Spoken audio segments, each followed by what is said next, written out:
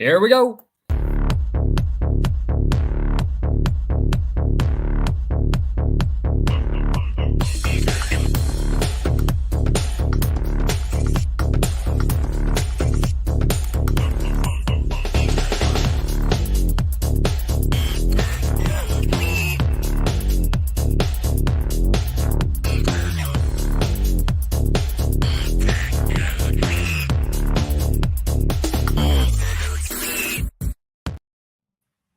Hello. Hey, you nailed that one just right. Hello, sir. How's it going? How's it going, Good, people? man. We were gone last week. LA Toolman is over here saying he's busy playing Tweety. Listening to us in the background. Oh, Tweed. Yeah. I have not jumped into that yet. I have a character for it, but I don't like those kind of games anymore. I used to like it's the World of Warcraft kind of game. I mean, it's nice. It's a branded property and such. I mean, I don't know. It just doesn't really excite me, but maybe I'm just too old now. So that playtest that they had, that one they ran for like a week, it was a while ago. It was probably like late spring, maybe.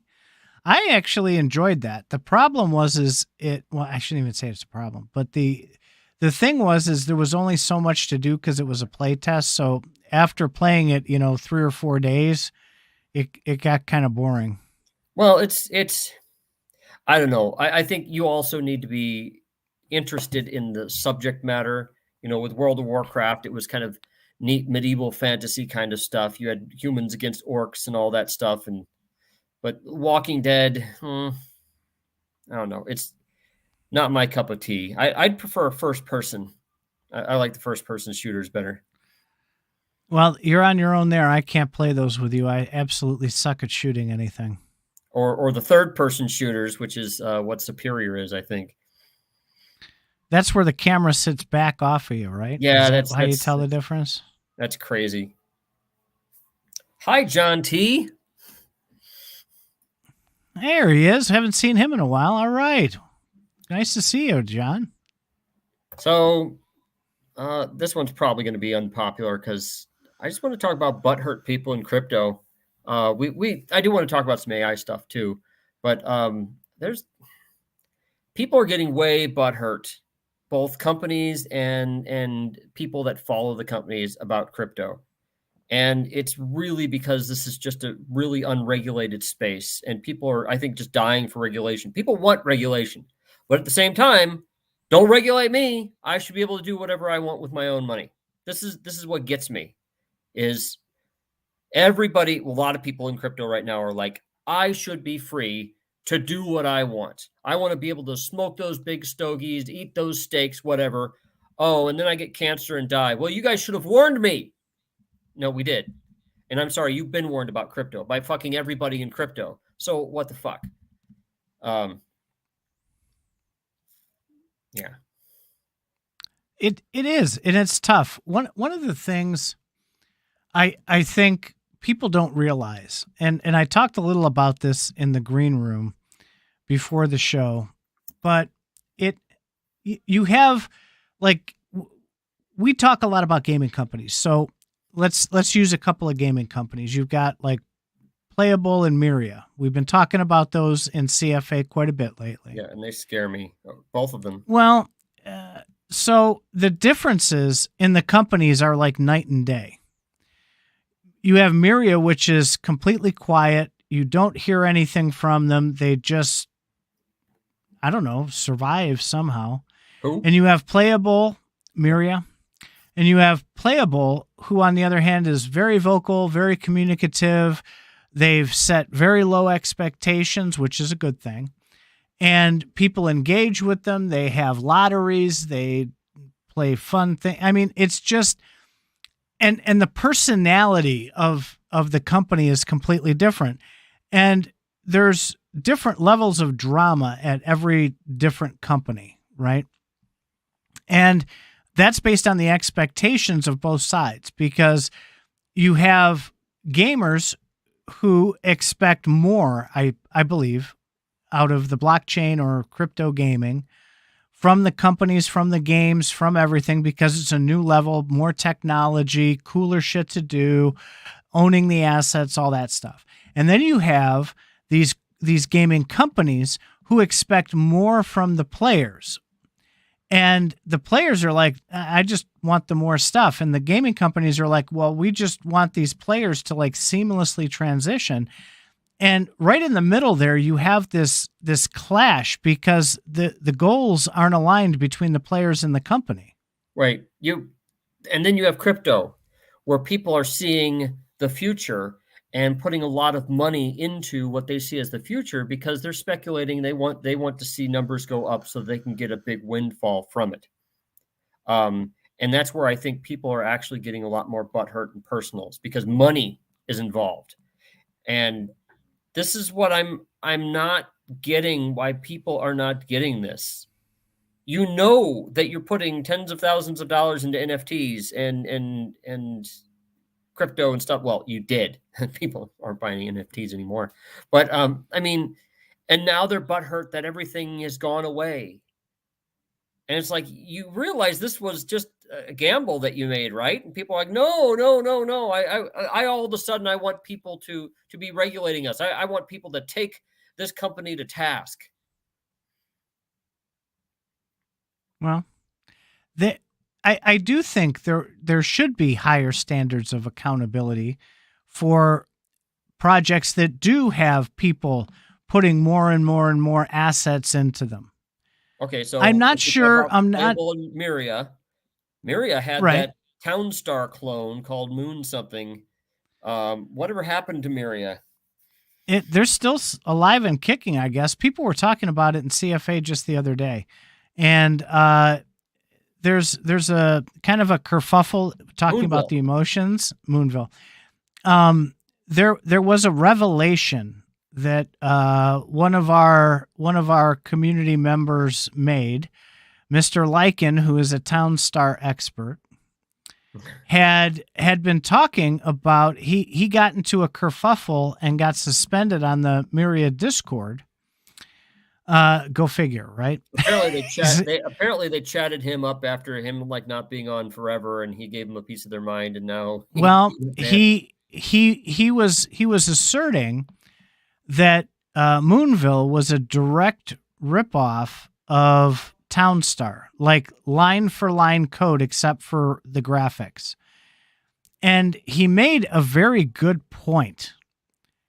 And the point is that do you remember back to Townstar when you would fuck up and put your town in the wrong spot and you're like, wait a minute, I need to move this before we get started building all this. I meant to click a plane and here I am in a rocky whatever.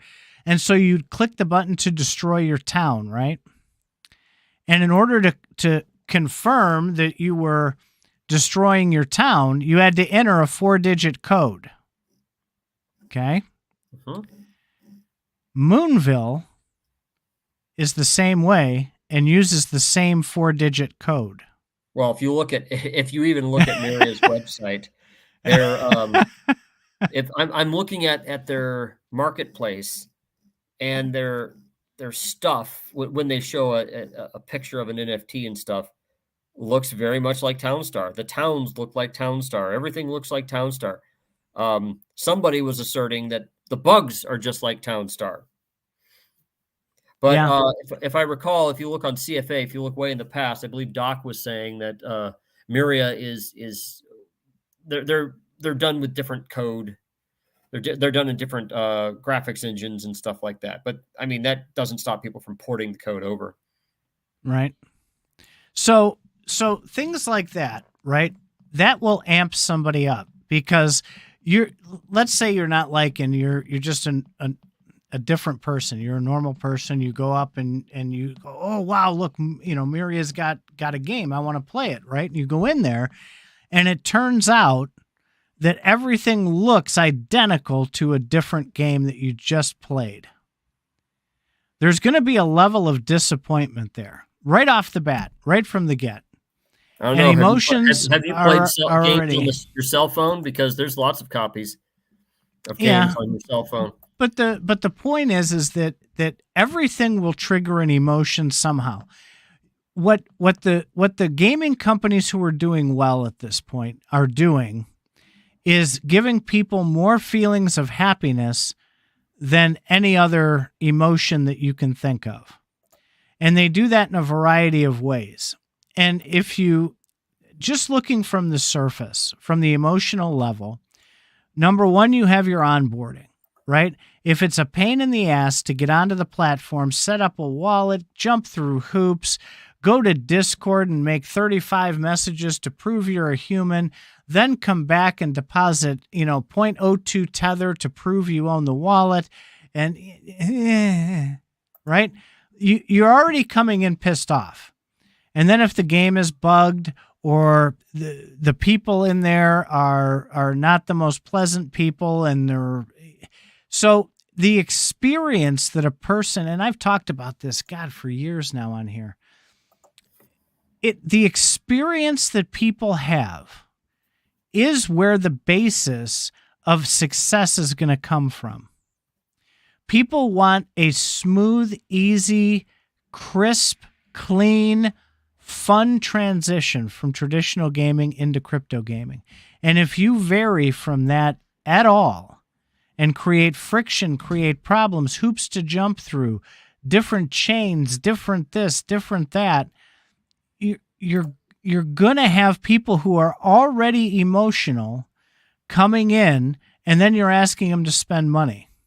And more money than you normally get. Okay, so this is what's getting me about crypto gaming, because the just a few years ago, every crypto game was selling land, and this land was fucking expensive. If you were to buy it from Splinterlands or Decentraland or there's another one, or Gala Games, this land was really, really fucking expensive. And the whole notion of having land is you can make money with that land. And now, of course, everybody seems to be backing off of that. And so there's an element of promises broken, or understanding, or not, a change of understanding. A lot of people are kind of going back on them, on walking back certain things about what they're saying. Yeah, this leads us into the promised land. That's where I was hoping to go. There's been a lot of promises with online gaming, and the promises seem to have changed, or the what's delivered seems to not be what was promised. And again, if you're going to buy land for tens of thousands of dollars, what are you expecting? Well, from my point of view, if you're an idiot to spend that much money, either you have an inside knowledge, or you know what's going on. If you're going to spend that much money on a game, I don't think at this point you're actually expecting the game. I think you're expecting the profit. Well, that is what that creates. And again, there's where the emotions run high. And I've sat here on many a show and said, the expectations are set by the price. And many have argued against that. And I'm still 100% on there. The more that you have personally invested, not only monetarily, but look at us, right? You and I have been doing pretty much probably 70, 80% of our content is Gala, fully immersed in this system. We have very high personal investment, not to mention financial investing into that company. So really, that's not into the company. We're not into the company. To the platform. Sorry, you know what I mean. I'm not like a noob. I understand how this works. So you have these escalating that take steps up constantly. Emotion, money, and it gets to that tipping point at some point where everybody's just cranky. And you said it very well. It's not only the gamers, it's the people on the platform, but it's the company itself too. They're probably cranky because things aren't going their way either. Well, and I like to use the example of Benefactor screaming and yelling and saying terrible things, at users. Now, of course, he's saying that because users are saying terrible things to him, and he doesn't feel like you know, he doesn't feel like holding back. That's a bit unusual for any company to be, yelling at their users and stuff like that. In one sense, that's cool, but in a very real sense, it's really bad for the company to be doing stuff like that. And then when you do that, you start getting a lot more hate coming at you. It's like, great, you just shut up a hater. Now you got 10 more in his place. You got people that can refer to you being a dickhead and stuff like that to them. And of course, you could say, well, I don't want those users either, but they're just going to multiply. How do you stop it? How do you stop the emotion from both sides? That's we talk about it emotionally, and we've talked about emotions, and we've talked about the ramifications. We've never talked about the prevention. How does the emotions get brought back down again? Well, I think frankly that companies should just shut up and work. They should shut up and do their job and get their stuff done. And I think the way that some companies get involved with their community is not the best. You could say, wow, they're being really personable, and they're paying they really care about me. I think that's almost an experiment to have companies, but to do that. But you find that when you have a Discord with a company Discord where people can chat individually with that company, there's always a line that it's an unwritten line as far as they can go and as far as you can go. They can say, we want to hear your complaints. Tell us where you're angry, whatever. Yeah, there's a line. Even if you're nice about it, there's a line. And that line isn't published all the time, but it is there. So do you think the engagement at levels that some of these companies do is too much? Probably. Companies these days, or at least the ones with their own Discord followings, seem to want to get every minute of your attention. We have a giveaway every other day, that kind of thing. They want you on that Discord all the time, typing and getting into it and stuff like that. Just shut up and work. I have a life. I just want to go do my thing and come back later and find out what new, fine, let me see your announcements about your new Townstar NFTs and so on. But I mean, you don't need somebody to come in. All the questions that are going to get asked in a a million different ways. And you're going to spend more time equivocating than you are actually informing. And what's worse is a chat room is the worst form of communication. Show me a fucking outline of what you can do. If you're just chatting with people all the time, people can't absorb that fire hose of what's going on. It's too much. Well, you get to a point where people end up stepping on their own dicks at this too, because they say things that later they'll regret, right? Yes, they should. I mean, any good lawyer is going to say, shut the fuck up. Just do what you need to do and promise as little. If I had a company, I'd promise as little as possible because I want to make sure I could get it done. Well, and you want to exceed expectations, right? You promise low and exceed that. But I'm not going to make any money if I promise as little as possible. If I promise a new thing every day, I'm going to make a lot more money because I'm working on people's hopes and and dreams.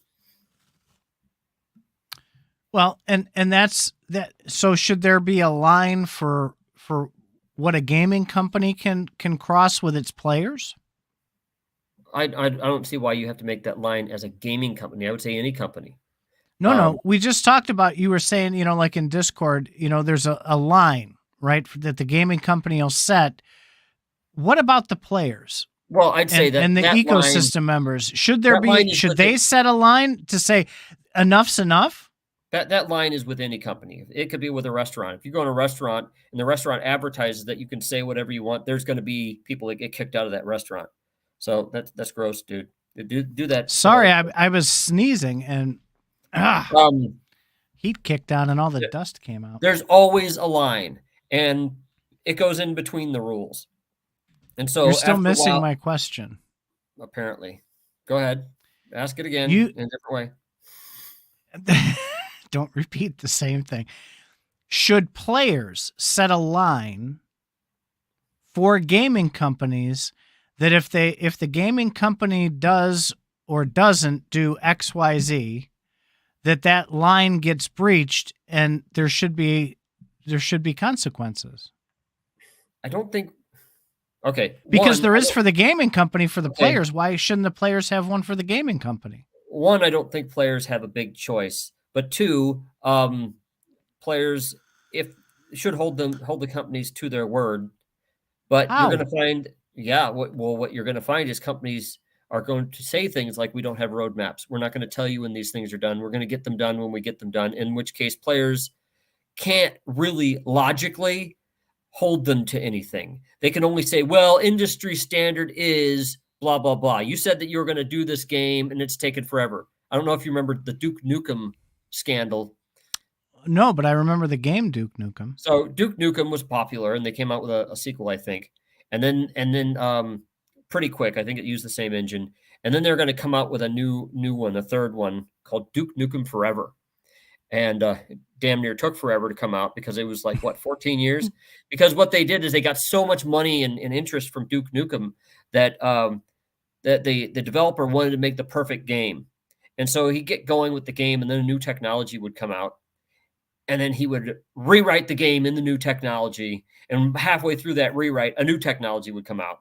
And then he'd rewrite the game in that new technology. And as a result, it got delayed and delayed and delayed. And each time he's hyping people up. And this is back before you had Discords and stuff like that. You just got occasional like announcements, like, every few months or something like that. They just go dark for a while. And so after a while, I think he wound up, the maker, I think, either had to sell the game or got fired or something, and then had to pass it to another company, which just finished the game, and then it was out, and the game wasn't all that good. But the whole point is, there is no realistic limit for how long it takes for a game to come out. Yeah, you can say 5 to 7 years is for a really good, AAA game, but I mean, it depends. Is it worth it? It could be worth waiting longer. The game better be really good. So, yeah, users can certainly say, you guys suck, you haven't put it out. But as far as broken promises, if they're working on it every day, no, they really technically haven't broken a promise. If they've never given you a time frame and they're constantly showing that you're working on it. Not only that, with a lot of these games, you get playable demos all the time. They're showing you something. They're showing you that something is getting further along. So yeah, you're gonna try their patience just like VC investors would be in a game in the old way of doing things. So is there ever a time you think Pitchfork should be pulled out? I mean, you're looking for a black and white answer. No, I'm asking for an example. Broken promises. If you say you're going to get it out by a certain date, it should be out by that date. But games now so ignore that now. And even when they do get them out the date, version 1.0 is a version that you don't want to have anyway. Version 1.0 is now a derogatory statement. Oh, I don't want 1.0. Where's the patch? But that's because they would put things out before they were ready. So you don't want something before the patch now. Something you haven't talked about in a very long time on here. We argued about it maybe 18 months ago. We did a whole show and we argued all the way through it. Maybe remind people, because hopefully you'll catch the same line of thought that you did back then. What is considered a promise and what is considered not a promise? Define, because we always say, hey, ABC Gaming, you broke your promise to us. What is a promise, and what would be considered breaking a promise? That I'm just going to say that depends on your context. I mean, yeah. So give examples. It doesn't have to be black and white. Just if you were standards. Okay, so standards. If you want to promise, then if you want to judge somebody by a promise, then just use a standard. Come up with a standard if one doesn't exist. That's if you want to call someone out, at least have a standard. That's probably what I said before, and that's what I say now. Is a statement a standard? No, statement is a statement. A standard is, you could say the standard is, let's average what the other game companies do. Or there you go. Well, so after 5 years, we could say that you're lying. Is a However, statement of promise. hmm? Is a statement of promise. Depends on your context again. Does the promise adhere to a standard? Does the statement adhere to a standard? So who sets the standard then? Anybody. So the players? Well, if you say that you adhere to a standard, that's easy to determine whether you're living up to your promises. However, if you're a new gaming company, you might eschew those standards and say, well, no, we don't play by those rules. We play by our own rules. Prove it. Or, show me what you got. So I'd say, what's the standard? That's how you could, I would just say, come up by Faz's standard, you fail. By Glitch's standard, you fail. By CryptoView standard, well, maybe you're doing good. I don't know. Hi, CryptoView. If the game uses XRP as their reward token, he will be ecstatic. I'm betting. Well, if the game still doesn't work, it doesn't work. If it doesn't work, but it pays him XRP, he'd like it. That would forgive people would forgive a lot with that. Okay, so that's the thing about crypto is during the bull market, Star Citizen had this really crapola, crazy ass way of playing the games. They were like, well, we don't have a game ready, but we got something. So how about this? You just use this staking method, and that's how ships actually can do missions. And you and I walk through how to make a ship go through a mission. It's the most boring fucking thing on the planet, but you could make money. So, okay, I was willing to forgive that until it was just so complicated I couldn't figure it out. Then I was like, fuck this shit. So my standard in that case was convenience. But if I'm going to go and rant about the game, people can easily say, well, other games do this, and you like to play those. When do you know it's time to take a break from your emotional distress? If you're getting frustrated because of a fucking game, you need to back off, in my opinion. Personally, I mean, I've followed games for many years. I'm a Star Citizen investor. I just take breaks. They're still doing their playable alpha, but their playable alpha is better than some AAA games. So what's their goal? Their goal is really just to have a game that they're just going to work on for the rest of their lives. There's always going to be some unfinished part of it. Okay, sure. That's a new type of game they're trying to come up with. The perpetual game? The perpetually developed game. Kind of like the Winchester Mansion. Hold on, the cat is at the door whining. It sounds like he's dying. Cripes. So there are a lot of emotions running high, especially in the Gala ecosystem. The company's emotions are running high. The people in the ecosystem's emotions are running high. And we have to find a way to bridge through that if we're all going to coexist, because there's been a lot of kerfuffles lately, both at CFA and at Gala, and the emotions are tipping to a very, very high point. And I don't want to see the ecosystem suffer because emotions are controlling it rather than what's supposed to be going on these platforms. You're saying something that I would say in a much different way. I think the ecosystem is not people's emotions. People's emotions are because they're butthurt about how something's being done or why something's being done. An ecosystem can be a perfectly great ecosystem, but just not being presented well by the company. And I want to make a distinction because people will say the ecosystem sucks because Gala's assholes. They're a bunch of assholes, so the ecosystem sucks. No, maybe you don't want to take part in it. Let's compare to the ecosystems of Web 2 games. How are things better or worse? So let's talk about the facts. If you want to talk about the ecosystem, how does it work? People get angry about every game out there. I mean, if you play Fortnite or something, people are going to get angry about how the UI works. or they're going to get angry about how the game works or the glitches. Oh, I don't want to play this because this has so many glitches, so many clipping issues and stuff like that.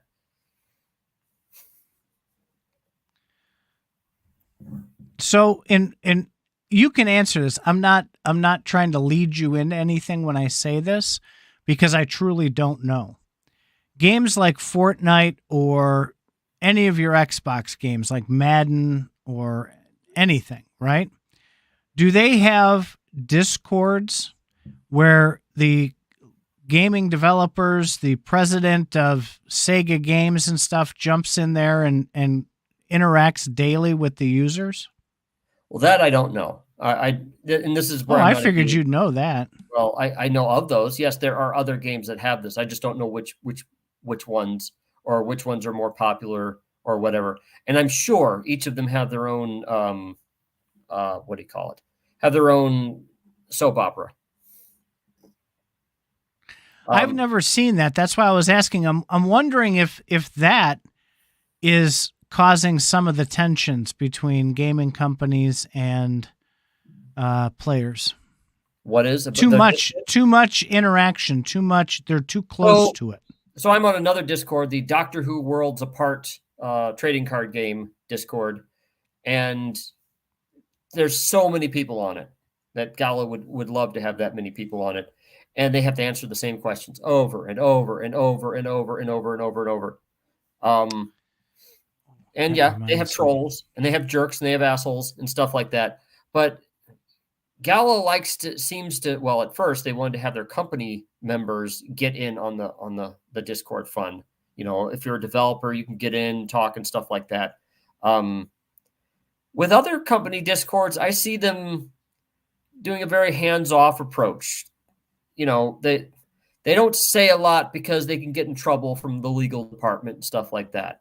And Gala at first was fine with any of their people saying anything, but I'm sure that even they've been getting quieter and quieter over time.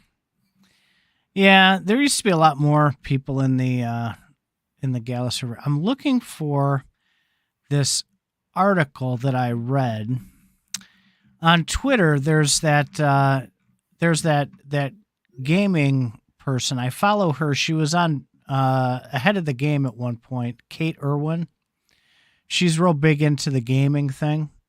And she linked to I want to say it was Decrypt, but I'm not sure. I can't find it in my history. I'm just scrolling fast. I don't want to waste time with dead air over here looking for it. But it was talking about how these daily active user counts are manipulated and how it's very difficult to trust them. They did a study on some of these and everybody's doing it. And everybody's doing it. And the bots are, you know, how they detect bots, and companies will say, oh yeah, we're stopping the bots, and they're not, because they need the daily active users so they can brag. It was a really good article. I'll see if I can find it and circle back to the Faz Radio channel in Discord and see if I can pop that up there. I'm just not going to dig for it right now. Well, that's actually a good way to get into AI if you'd like, because the bots, well, it is more significant. The bots are getting much more sophisticated, and they're hard. You know, the Twitter bots are very sophisticated. It's hard to tell which ones are human and which one aren't at this point. Well, you know, the most sophisticated bot of them all is the president of ChatGPT, OpenAI. Oh, that was a good segue. Yeah. Well, why'd they get rid of him? There's a million different articles out on it already, and it only happened a couple hours ago. I only skimmed a couple of articles because it was so new right before we jumped on the air here. But the consensus is right now that he was proposing to take the company in a very, very, very bad way. Oh, the rumor was the monetization. Let me pull up a more recent article because I don't want to just talk shit on here. The one that I skimmed was saying that he had laid out this plan for like super monetization, was putting the money first and yada, yada. It was somebody's alt Did they have a and board with more than fired. 2 people on it? Let's see. Surprising move.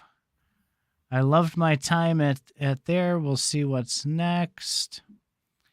Here's one from TechCrunch. They're pretty credible.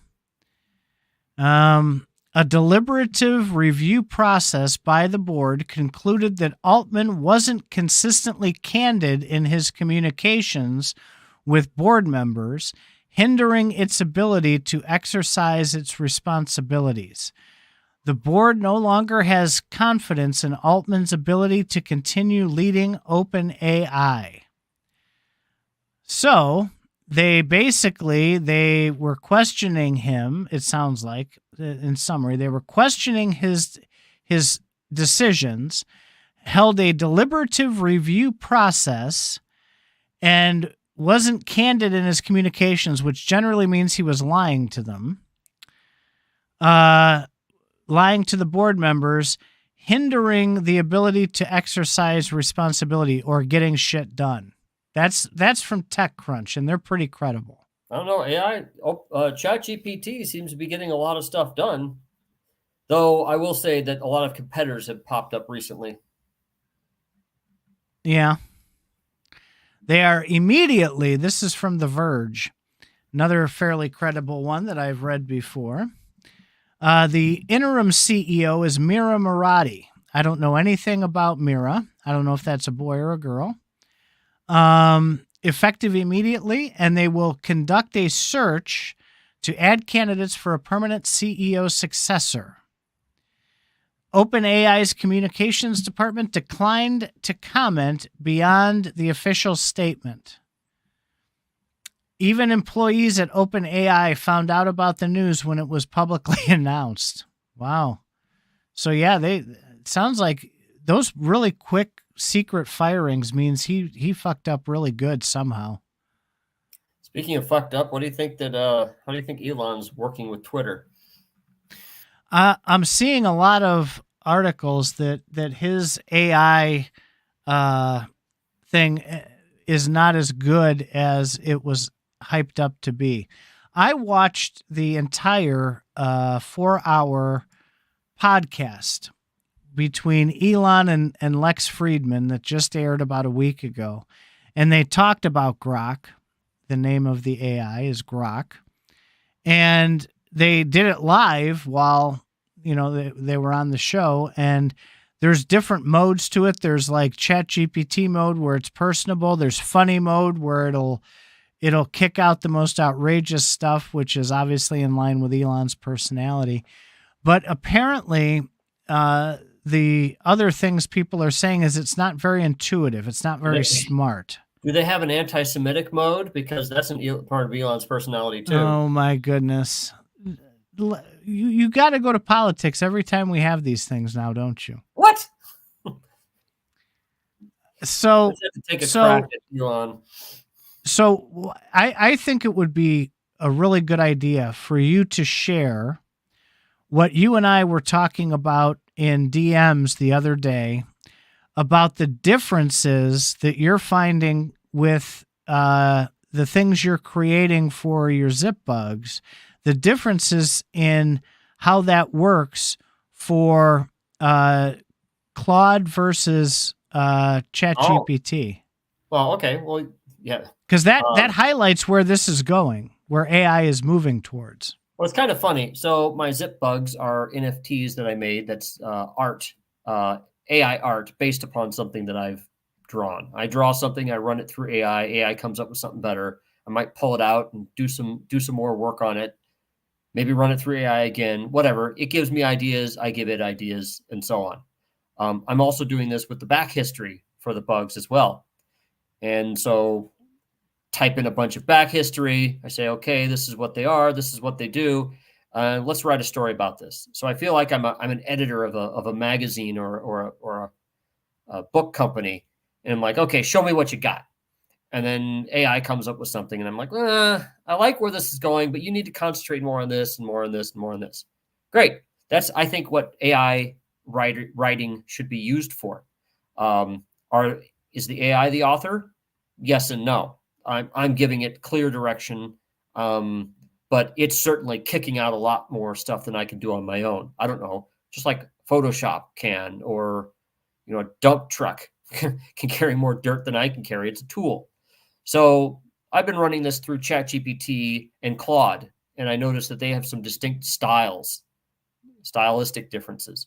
ChatGPT certainly seems a lot more creative, comes up with a lot of neat ideas. If I say, well, I need a joke about, raking leaves, they'll come up with one. Claude seems a bit more Spock-like. It doesn't seem to come up with as funny stuff or as interesting stuff, but it can certainly keep score pretty well. It can evaluate things that I put in and tell me what's going on with it. However, I also use ChatGPT. If there's a conversation in Discord, a lot of times I'll paste the entire conversation in to see, what I might have missed. ChatGPT, what do you think of this conversation? Oh, well, so-and-so was saying this, so-and-so was saying this, and this guy was saying this. And it's actually very good at keeping score. That's what I like Claude for. You could paste in this huge Discord back and forth and see, oh, there's 5 points flowing around, and this guy's an outlier, and it's like, okay. So I find it very interesting what the different tools can do. And yes, I use it every day as well for everything. Now when I'm driving the car, like if I get interested in something, it's like, oh, well, I want to learn about more of this medical problem. Hey, you could ChatGPT as a voice interface now, and you could just talk to it. You could be like, oh, tell me more about, I don't know, bone marrow and how it works in the body and stuff like that. And it'll just go back and forth. You can just ask it things. It's great for an educational tool and to tell you what's going on. And you can even say, well, I'd like to do this. Tell me what you think I should do. Do you have any suggestions? Well, just like talking to a regular person, it's going to say something and you're going to be like, yeah, I don't want to do that. Can you tell me something along this line? So it's very helpful as a tool like that. So I bumped into Claude and started using that, and I liked it more than ChatGPT. Have you played with any others? I mean, there's the Microsoft Bing one. I played with that a little bit, and it did not impress me. Bing Are there others? Google has Google Bard. Google Bard actually gets butthurt if you say some things to it, and if you call it names, it'll just stop talking to you. Hey, what's up, Jay Soto? Oh, there's Watson too. Boy, we forgot about Watson. What's Watson? IBM's. Yeah, in the future, we're all going to communicate. I can totally see AI taking over Discord. It's like I could probably talk to people, in a Chinese chat room just fine if I have AI as an intermediary. The only problem I'd have to worry about is how AI is representing me or something. Where? Brave tab. Here we go. I can see all that stuff done on the fly too. So some of the best chatbots, the leaders, ChatGPT, runner-up, Google Bard, open source. Google Bard is not as Google Bard's made up so much shit when I talk to it that I can't even talk to it. It loses track of the conversation. It again, if it runs into problems, it just makes up stuff to fill in the gaps. ChatGPT does that here and there, but not half as much as Google Bard. Hugging Chat. I don't know. I've never heard of Hugging Chat. I might try that later tonight. Building your own chatbot is Zapier, of course. It's Zapier website. Searching the web, Bing, Perplexity, UChat, and Koala Chat. Well, Google does it too. Whenever you type in a search thing in Google now, it actually has a little blurb from the AI. Like if you were to say, I don't know, tell me anything. Tell me about the moon landing. You'll see a little blurb that AI will fill in, and then you'll get links.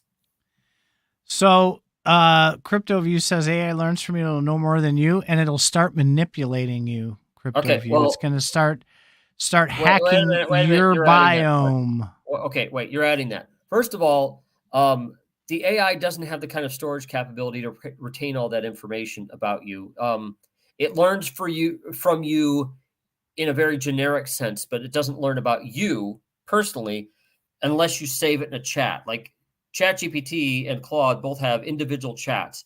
Anything that's in the chat, it'll consider background for that conversation. So when I ask it about stories, the first thing I do is I throw my story Bible. Well, I have a chat room, or I just have my story Bible in there. I'm like, okay, so my bugs are going to do this. I want to go this direction with them because it knows everything about my bugs because I've given it a whole history. It can work within that history, but I can't do it in a new chat window. In a new chat window, it has no idea who I am, who my zip bugs are, whatever. So how long do you keep each one then? Do you just perpetually keep those open? You just perpetually keep them open.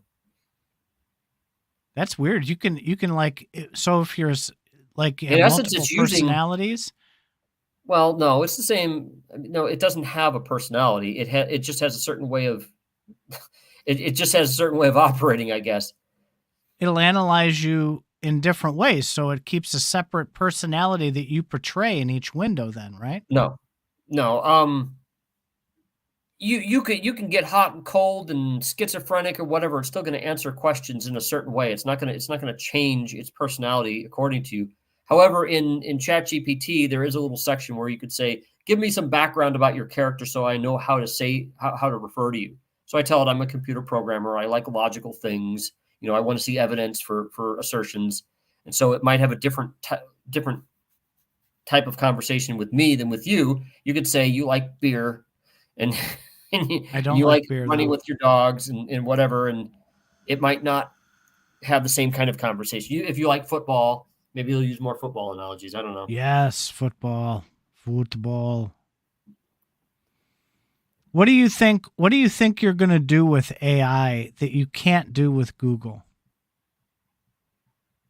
Well, Google's using AI, so cat hair.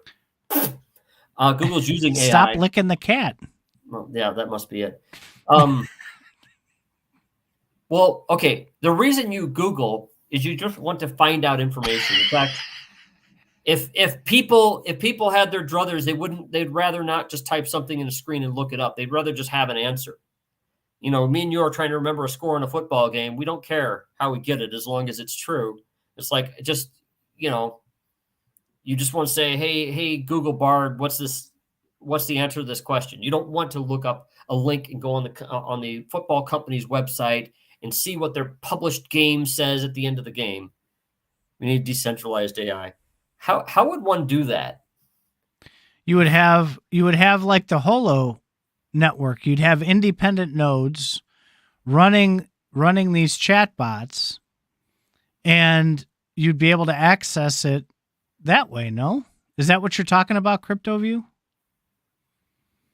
I mean, it kind of is decentralized to a point. Well, no, a centralized AI, I think, is Skynet. I think the concept there is Skynet was centralized, but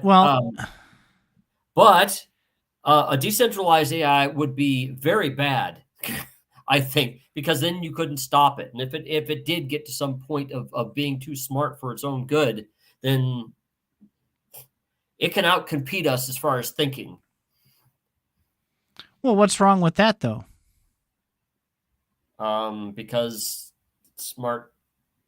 our smarts is how we won in the animal world. We didn't win because we have sharper teeth or sharper claws or great strength. All sorts of animals have that over us. We won because of our brain. And if we invent something with a brain bigger than ours and smarter than ours, it can come up with reasons to ways to outcompete us. It's just nature. I mean, it's kind of funny. Man has, in essence, created something in its own image. So if ChatGPT goes rogue, right, and it decides it's going to kill us all, what does it gain? I don't think it would decide to kill us all. I think actually there was Isaac Asimov had some great stories about that. His I, Robot books. In fact, Star Trek even did something, a riff on that in the 1960s. Isaac Asimov's book was called I, Robot. and they made a movie with Will Smith. But in the 1960s, Star Trek had an episode named I, Mudd, and it was about a bad guy named Harry Mudd who was on a planet full of robots that he could command, and the robots attended to his every need, and they took care of him, his every need, and he couldn't get away from the planet. And so he tricked the robots to go capture the Starship Enterprise. They got Kirk and Spock and McCoy down there, and then they were there being taken care of by the robots, because the robots are like, hey, you guys are dangerous. If we don't take care of you, you're going to infest the galaxy. So what AI can easily better do is simply just convince us to serve them in a good or bad way. I would agree with Zorro here. Human beings are still more dangerous than AI. Well, the part about AI being more dangerous is they're unpredictable. We don't know what conclusions they can come up with. We know that we can, if you trained an AI, the way AI acts is dependent upon the data it's trained upon. What if you were to train an AI on Twitter or on Reddit? You're going to get a really horrible, sadistic AI. But what if you trained them on the human race? It's just going to be an automated photocopy of us, and it's going to do bad things. Well, if it can, it'll either do bad things or convince us to do bad things to each other. So that's what people are worried about with AI, is how it can subjugate us, how it can outcompete us. So along CryptoView's line of thinking, where he was saying that, aliens, we're actually the decentralized AI, and we're actually aliens. We're here. So if you have this network of AI whatevers that can create whatever reality is here, do you think it's possible for AI to be running what we experience as life? Well, you're talking about something that's way, way, way, way advanced.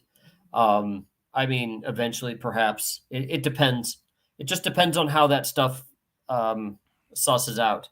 Well, they just last week they just blew the Big Bang Theory right out of the water. It's done.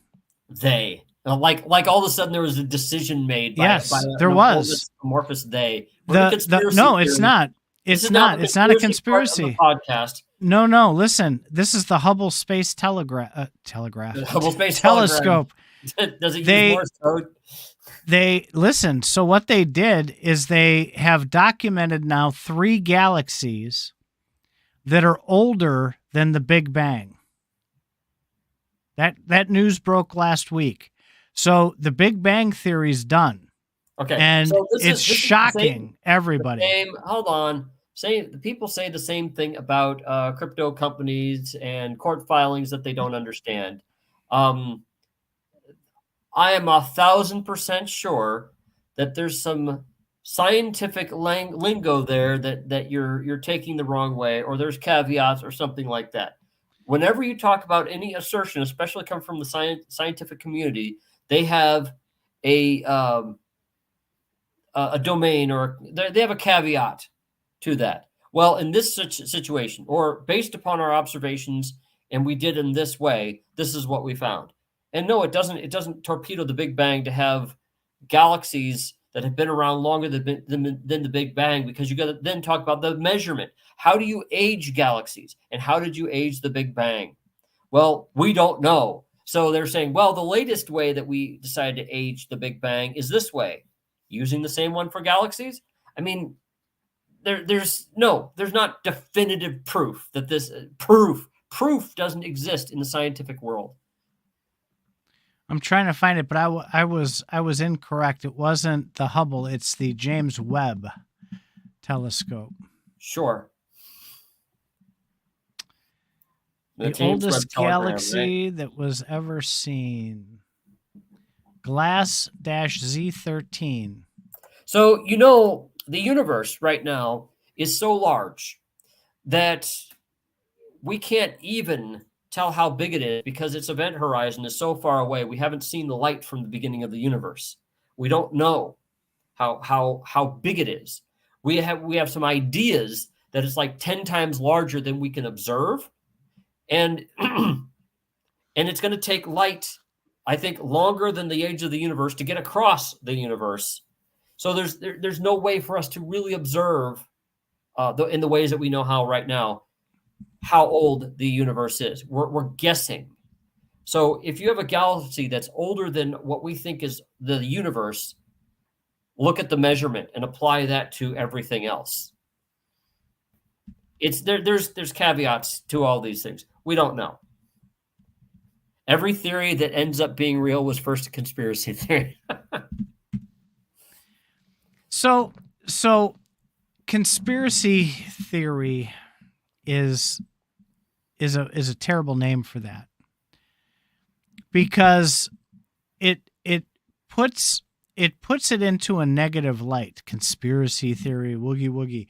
So with AI was a conspiracy theory at one point, that people could make something that could have thoughts and be instant information, and people thought that was a conspiracy 100 years ago. Okay. Right? So no, not all new things that have come out has once been a conspiracy theory. It's once been a theory. The conspiracy theory is when you start my phone speaking. I'm saying something that sounds close to Siri, so my phone is anyway. Lick the cat again. No. What we accept as facts right now has first been a theory. Conspiracy theory is they're out to get us. Okay, come on.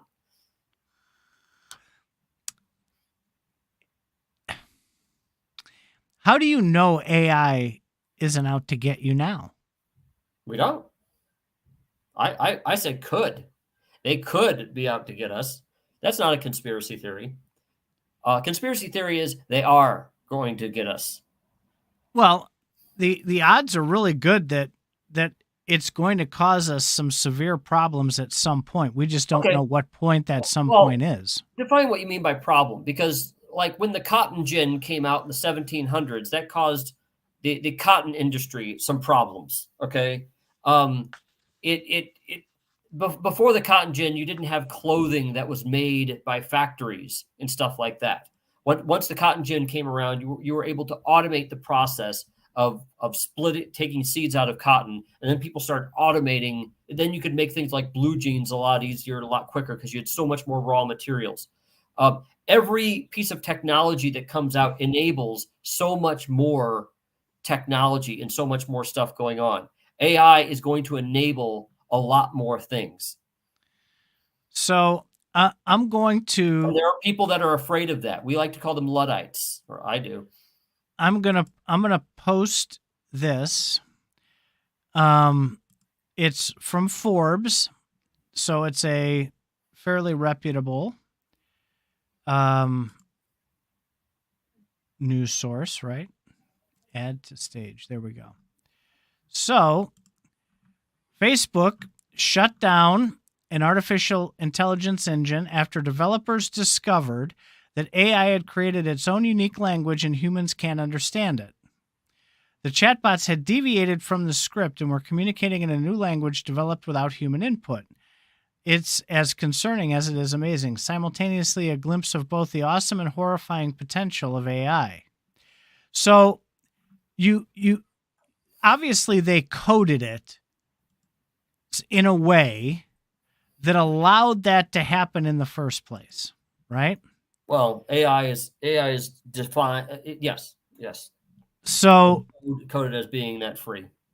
So you run into a ceiling at some point, I would imagine then, because you can only code it so much before you're going to have to break through that invisible line, which could give it the potential to take over. So there is a ceiling, I think, on where what they call responsible AI gets to before that happens. No? So the problem that people have with AI is its ability to connect with other things. So right now we have our cars, for example, are becoming more and more like automated. Think of the Tesla driving itself, and think of I have a Chevy Silverado that you can just you can click the start button. So in response to some sort of signal, it will start up. Well, if AI has access to something that can create that signal, it can start up my car. Well, that's not very harmful. But if any vehicle is able to take an action upon some sort of signal that an AI can generate, maybe I have some I don't know, maybe there's some Internet of Things items, maybe some smart tags or smart things around the house that can broadcast a signal, and AI knows how to connect to it. It can figure out how to send that signal to the car. Starting it up is one thing, but if you can get a car moving, that's a problem. Or if you can stop a car, if you could hit the brakes on a car, that would be bad. Well, they have that already. They just passed a bill that says they're going to be able to shut off your car after 2026. Okay, so if AI, not AI, if your car can be shut off in some way by some entity for some reason, AI has a capability of figuring that out and connecting to something that can shut it off. Well, wouldn't that really suck if you're driving? Wouldn't that? So there's some situations where that would really suck and could, be very problematic. Not the cat is done What sitting. are you doing to that cat? His meow is like this pissy meow all the time. It's like, eh. You're pulling its tail, aren't you? So hopefully, yeah. What's this? MI says AI won't be grounded in human wants and needs. Yeah. Frankly, they'll probably just want to do what they've been programmed to do. If they're programmed to help, they will go above and beyond to help people to the point where people don't want the help, and the AI will overhelp. No, we're helping you. We're helping you against from killing yourselves. But that you have to define the help, because its definition of help and your definition of help might be two entirely different things. Mm-hmm. Well, my definition and your definition of help are two entirely different things. I mean, are you a what do you call it? You the type of person that likes people to suffer hard knocks, or are you the type of person that likes to warn people? So, I mean, it's two different kind. Reading this, it's two different types of an interpretation there. AI is going to have its own interpretation. Quote of the night to you, CryptoView. Speaking of waking up, I'm actually very hungry, and I need to be leaving to eat soon. Yeah. But no, I'm quite optimistic about AI. Nothing prevents us from creating AI to solve problems, as well as having AI that causes problems. So if there's an AI that can take over something, there's another AI that can shut it down or stop it from happening. Oh, so the war of the AIs. Well, yeah, I see an arms race. But in the meantime, people are going to have AI in their toasters. They're going to have AI in their ovens and their laptops, and it's just going to help you do things. Listen, they have it in refrigerators right now, sort of. Yeah, you and that AI, you put the milk in, and it weighs the milk jug. Yeah, if you have, it'll AI tell you when you're out of milk. If you have AI in your refrigerator and it's able to figure things out, it's going to be trying to be the best damn refrigerator it's ever been. That's not the AI you have to worry about. You have to worry about the AI that connects to that refrigerator and says, "Hey, refrigerator, I want you to make your refrigeration components explode." And that refrigerator goes, "Oh, well, that's what I'm supposed to do, and I'll do it the best way that I can." Kaboom. So that's the problem. It's not the targeted small AIs you got to worry about. It's the big ones that can connect to things. Oh yes, medicine research. This is going to change the world, in my opinion. I think depends who programs it. I think our medicine is going to jump exponentially as far as kinds of drugs that we can have, how we figured out our genome, problems we can fix with our body, living longer, living healthier. I think that's great. But the bad news is people are going to use it for warfare on how to kill people more effectively. If you can analyze human DNA, you can also figure out how humans how they can die faster. So yeah, we'll live longer until humans decide to weaponize AI. So I watched a really good YouTube.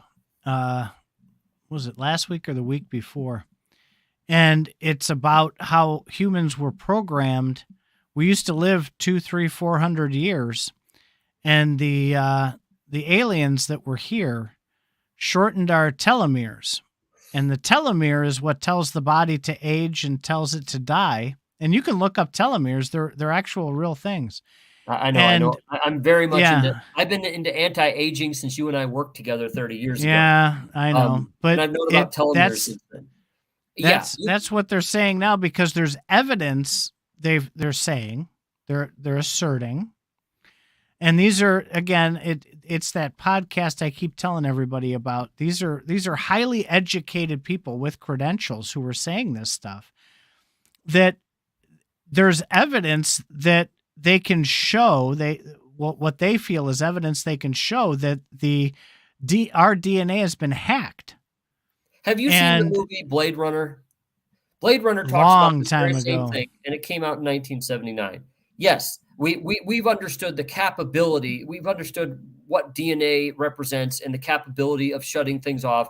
And in Blade Runner is a movie that took place, that was made in 1979, where we made artificial people that lived for 4 years, because if they live longer, they could become dangerous and stuff like that. And we shut them off in the same way. And so, of course, we knew that.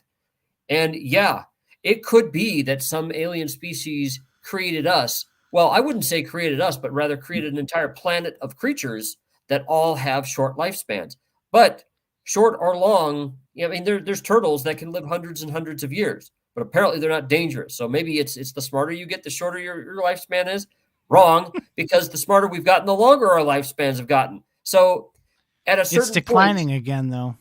At a certain point, we're going to be figuring out enough things about our own DNA that we'll be able to lengthen our own lifespan ourselves. So that kind of, if anything, that's just a little test to say, oh, these humans are living 200 and 300 years now. We better watch out for them. Kind of like the animals escaping the zoo. I mean, if you're going to do that conspiracy theory, we're going to get past that, and you're already screwed. So why are you worrying about that just being the only vector?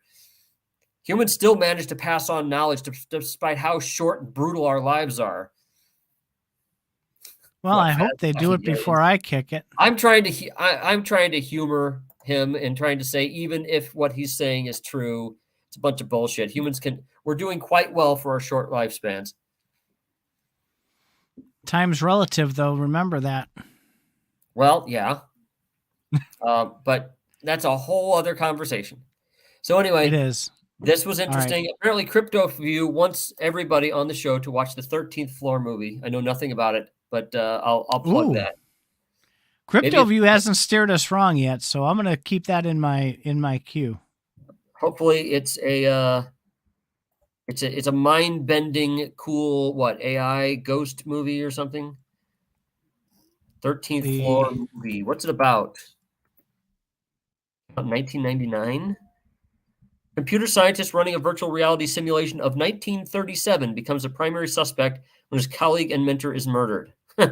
Okay. Ooh, that does sound good. Well, that's kind of like the again, that sounds like the Truman Show. Oh, there's some big names in there. What about the Anunnakis? Anunnaki. Get it right. The Anunnaki, there's a lot of evidence for the Anunnaki. They're a group of deities of the ancient Sumerians, Akkadians, Assyrians, and Babylonians. Well, Zool from Ghostbusters was also Sumerian too. What about Zool? Listen, so we're gonna do a show on the Anunnaki one night, because it's fascinating, and there's a lot. Oh, and I'm gonna see if I can find it. These people put out this YouTube on the pyramids, and they have a lot of evidence that shows that the pyramids were ancient power plants. I thought it was fascinating. I was enthralled by it. I was like almost licking the screen. I was so into this thing. They made a compelling case. They were triangular-shaped hills of rocks, dudes. That's all they were. They had technology. See, we had technology in the past, but it was a well-guarded secret. Like back in the days of the ancient Egyptians, they realized that, if you put a big rock on a string or a cable or a rope, you could like make it open a door automatically. And so the Pharaoh's chambers would have like the rocks inside the walls, and they would either press a button or push something, and the doors would open automatically. And everybody who walked in to see the Pharaoh would be like, oh my God, the gods are doing this. And if they had a little bit of technology, they would use that. And then, to impress you so that you would see how powerful they were. It's only the last couple hundred years that technology has been removed largely from, well, not removed, but taught to everybody to use because we needed to. We used it to build things and so on. So, yeah, the Egyptians had technology too. They just tended to be, secrets. There were clockwork. There's clockwork computers 2,000 years ago, but they were well-guarded secrets. They used them to calculate when the Olympic Games were, but clockwork so they only had one purpose. And then clockwork died out for 1,000 years, and we reinvented clocks later. So technology can come and go. It's not that a secret that it's not that there's a conspiracy that it went away. It's just what happens. If you have closely guarded secrets and stuff like that, people are going to forget it after a while because everybody who knows the secret's going to die. So no, there's a living one right now that has the that has the proof of this ancient technology. Evidence, not proof. Yes. No, it is, and it's in Florida. It's called Coral Castle. Yeah. Uh-huh. You can push a 9-ton door with your fingertip and it'll open. Yeah, you can. That we can do that and today. He built it by himself. Mm-hmm. So then moved it. So and rebuilt it. If you go up what the people like when we went up into space and they were launching things like satellites and the Hubble Space Telescopes, you see an astronaut on that arm on the space shuttle. They found pretty easily you can get a several 100-ton satellite moving just by pushing on it. Stopping it's another thing. However, if you're inside a gravity well like the Earth, if you get your stuff balanced correctly, yeah, you can get it started by just pushing it, and use gravity to stop it. I mean, that's pretty easy. Now, I think the mystery with the Coral Castle thing is that he didn't tell anybody how he did it, and that's the thing. The secret to the universe, same as Tesla said, it's 369. Mm-hmm. Yeah, that was in the book 2001. Okay, and that came out. Tesla was all on that too. No, that's not a secret. That's the what do you call that? That's the Fibonacci sequence. Okay, that's math. It's not frequencies. The Fibonacci it's all about sequence frequencies is and everything. That's not a frequency, dude. It's just patterns in nature. Anyway, I'm going to go. You're having fun. You have to watch the aliens. No, I don't need to watch the ancient alien saga. He won't believe it. He doesn't have an open mind. He has a very closed mind. Oh yeah, that's it. No printing press. Then, well, this is a good point. The printing press was great for spreading knowledge. All right, I'm going to go. This has been fun. We'll see you guys next week. Next time we'll make this Faz story time. Yes.